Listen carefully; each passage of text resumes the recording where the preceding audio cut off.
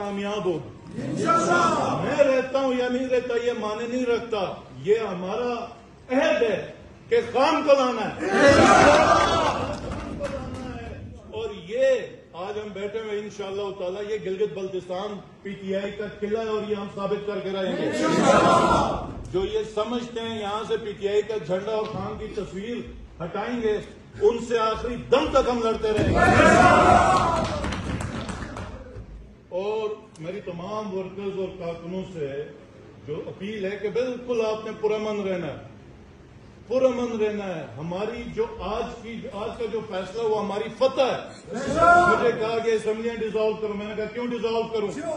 کیونکہ ہم اس وقت اکثریت میں ہیں، ہم دوبارہ الیکشن میں جا کے پھر 2/3 میجورٹی کے لیے کوشش کریں گے، اور جو آئین اور قانون کا گندا کھیل انہوں نے پاکستان کے اندر کھیلا، تو یہاں پہ تو آئین اور قانون بھی نہیں ہے۔ جس خطے میں قانون اور آئین نہیں ہے وہاں پہ آئین نہیں ہے، جہاں پر آئین نہیں ہے وہاں پہ آئین گھسانے کی کوشش کر رہے ہیں۔